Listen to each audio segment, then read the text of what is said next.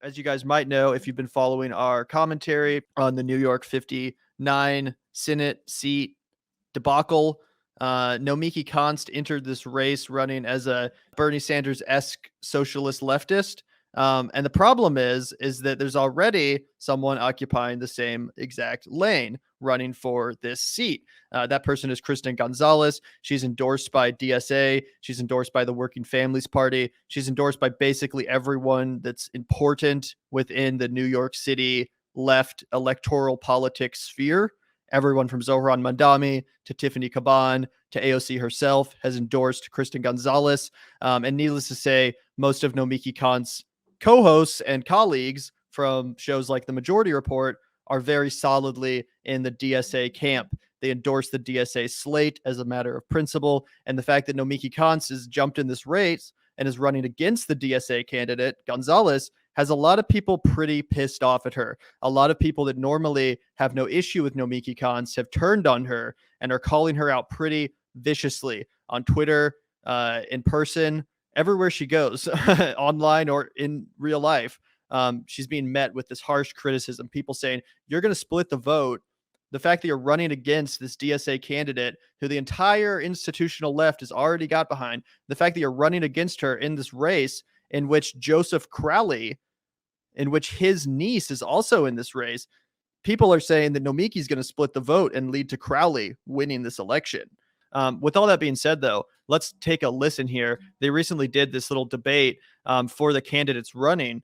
And towards the end, they allowed them to ask each other questions. Nomiki took the opportunity not to attack Joe Crowley's niece, Elizabeth Crowley, the centrist corporate Democrat in this race. No, she took the time to attack the option to her left, the candidate to her left, Kristen Gonzalez. She took her time to punch left. So let's take a listen here. This is pretty unhinged, pretty crazy. She goes full Karen, and we're going to break it down afterwards. So yeah, let's take a listen. And thank you so much. What I really like about this campaign is it's a 3-month-long campaign. And so as we've gone to different districts, we've gotten to know each other at different forums. And, what Elizabeth has done with Melissa Mark Viverito, the former speaker, in the 21 and 21, that revolutionized this city. I truly believe, and I'm so sorry, Stephen and Mike, to put you in this position, I truly believe that when we have more women in government, the vibe changes. And for the first time ever, of course, we've had a city council full of women.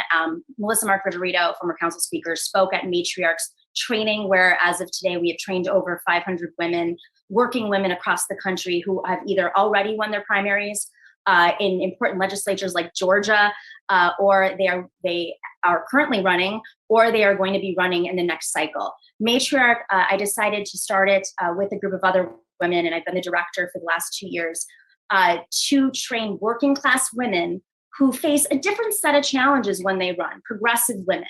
The progressive world is building its infrastructure, and women often, they have to run 3 times before they win. And it's even more difficult if you're in a Republican state where the Democrats kind of abandoned it over the last decade.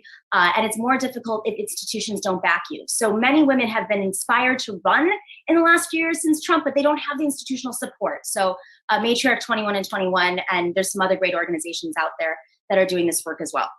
Thank you so much. I know we haven't given you a chance to ask a question, but I think if we don't get to closing statements, we're going to be way over. So no question. Is that okay? Can I just do a really quick one? Very simple. Yeah. Mike, Elizabeth, and Francoise have really generously, this is not easy to run for office in somewhat virtual environment, but we've all realized that we have to get the issues clear, and we can't be distracted by any noise and drama. And so, Kristen, I ask you, all of us signed a clean campaign pledge. Why have you not signed it? This clean campaign pledge talks about attacking other opponents online, it talks about bot armies, it talks about calling out your supporters when they do things, it talks about not harassing people who've endorsed your campaign. There's a long list. You received it, a reporter gave it to you, and I just wonder, why is it you have not signed this clean campaign pledge that everybody else has signed? Before Thank you for an opportunity. Kristen Gonzalez has to respond to this really quickly, I just have to say that is that monologue that she just gave, that the fact that she used her time to ask that one question is why everybody hates the left. Let's let Kristen respond, but I want to let everybody know that when people say they hate leftists, that's what they're picturing in their brain. Okay. Yeah, look at the look on her face. Just like, what the fuck are you doing? You take your time not to attack the corporate centrist Democrat that's in this debate, but you take the time to punch left and use Bernie bro tactics. Your supporters are so mean. Why haven't you signed this bullshit pledge that I made up 5 minutes ago? Anyway, let's go back just a little second so you guys can watch this. But yeah, it's about to go down. And I just wonder, why is it you have not signed this clean campaign pledge that everybody else has signed? Yeah, thank you for an opportunity to clarify. I actually have not received the Clean Campaign Pledge. We found out it existed from a reporter, and I'll give you exactly the same context that I gave that reporter. We don't condone any bullying, and we haven't followed, encouraged any of that language or behavior on our campaign. And as a young woman, as a Latina, as someone who is also running for office, I've seen the hate firsthand, and I empathize with any that any of you have received. I just want to make that clear. No, we actually never received before. So right. I really do believe we did not receive the campaign pledge. But yeah, I really appreciate the opportunity to clarify where we stand on bullying and harassment, because in no way, as someone who's been would I ever condone any of that behavior on any campaign. Call my endorsers personally and ask them why they were supporting me, because we have met not factual. You follow me to a poll, and then Assemblywoman's chief of staff came. There's 40 polls in our district, and on election day, less than an hour before, you came with a group of people and came to us, and furthermore, a chief of staff who's a volunteer for a campaign physically had to be separated from me when he followed me down the street. So we all signed a clean campaign pledge. I know I sent it. I know others sent it.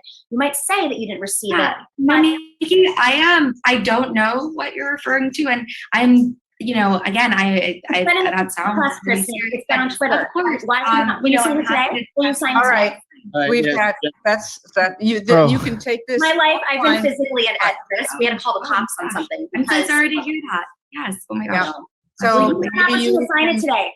Yeah, sign this. Make sure that she's got a copy and she can decide if she's going to sign it or not, and we'll see where that goes. I think the reporter sent it to her already. All right. So yeah, now she's laughing. Okay, a quick round. Yeah, now she's laughing. She went from being like, my life has been very much threatened to... Yeah, thanks so much, Valerie. Yeah, thanks so much. Okay, yeah. Obviously, you're fucking performing and you're trying to grandstand and make yourself look good, even though you're about to rake home like 4% of the fucking electorate. Okay, anyway. Yeah, so obviously Kristen comes out of this looking way, way better. She took the high road and stayed classy and just let Nomiki Konst melt down and make a total fucking fool of herself. And also the incident that she brings up where she was supposedly like assaulted by the campaign manager and had to call the police. That's been heavily disputed. A lot of people said that that person had nothing to do with Gonzalez's campaign and that it was totally basically distorted or cooked up by Konst to make her opponent look bad. Again, she's only punching left in this race. She's not attacking her corporate opponent, Elizabeth Crowley. She's only going after Kristen Gonzalez with basically what are Bernie bro tactics, saying your followers are mean to me. You're not disavowing your followers. And as David Griscom recently said, who again is a friend of Nomiki Konst, as he said himself, it's the oldest trick in the book in a campaign to make up some pledge, to write some bullshit pledge and then say, well, why haven't you signed this pledge? Why haven't you signed this pledge, bro? What's going on here? Because either way, you look bad. If you do sign it, then it's like admitting that you've done something wrong or that your supporters have done something wrong. And if you don't sign it, then they can turn around and say, well, why haven't you signed it? What the hell's going on here?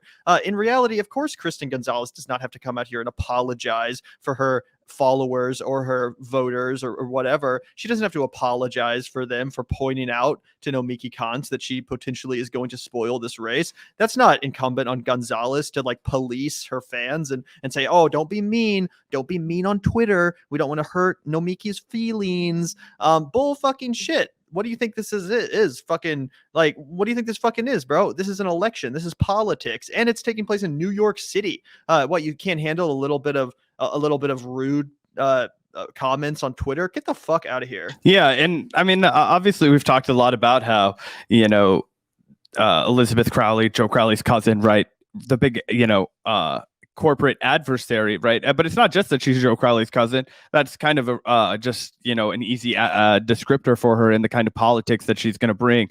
She's also taking in troves. I just read an article the other day that $150,000 in New York real estate super PAC money was getting donated to her. I mean, this is a lady that is going to continue to do the bidding of developers.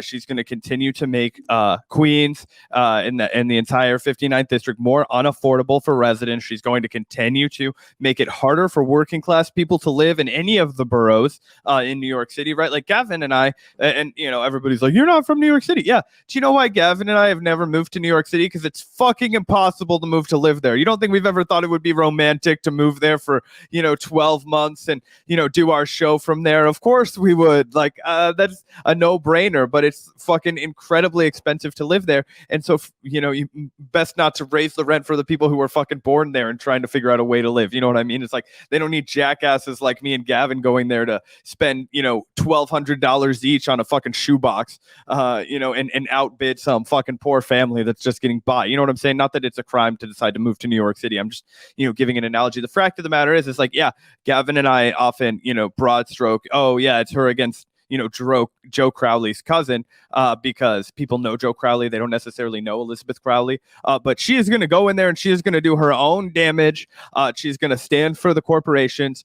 She is not going to do things, like try and reform the way that cops treat the people in their district. She's not going to go in there and work on, like we said, housing crisis. She's not going to try and make New York City schools better. No, what she's going to do is she's going to go in there and she's going to simp for the corporations. She's going to walk the party line. She's going to be a shill. She's going to collect a bunch of cash, and then she's going to go on her merry way.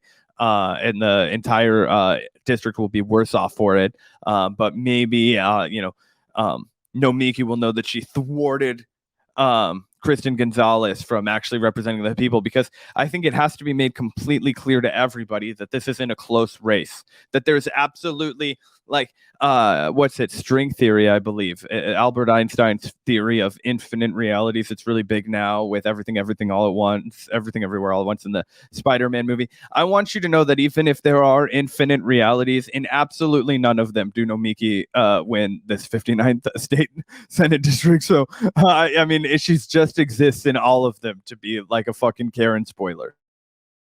Yeah, absolutely. And that's what a lot of people have been pointing out, that basically she's acting like an asset of the Crowley campaign. Whether or not she actually is an asset of the Crowley campaign, it's almost irrelevant, because that's the role she's playing. She's actively, seeking to undermine the leftist candidacy of Kristen Gonzalez. She's taking votes away from her, stirring up all this drama. It's ironic that she keeps saying, oh, I'm the victim of all this bullying and I'm the victim of all this drama. Meanwhile, she's the one stirring the shit. She's the one constantly out here subtweeting and, making these nasty comments and blowing up in debate panels. Well, meanwhile, Kristen Gonzalez looks like just about the most kind and gentle person out there.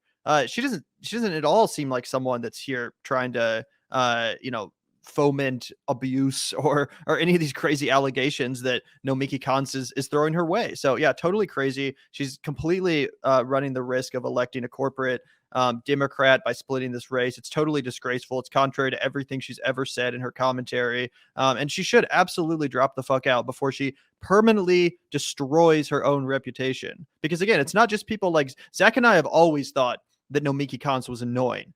We've always called her out on the show. But I'm talking about people like Mike from PA, people like David Griscom, who are self-described friends of Nomiki Konst. These are people that run in the same circles, have the same friends, have the same colleagues. And even they're like, bro, you need to drop out. Do it now. Do it now. Emma Vigland's out here saying, please vote for Kristen Gonzalez. Please support the DSA candidate.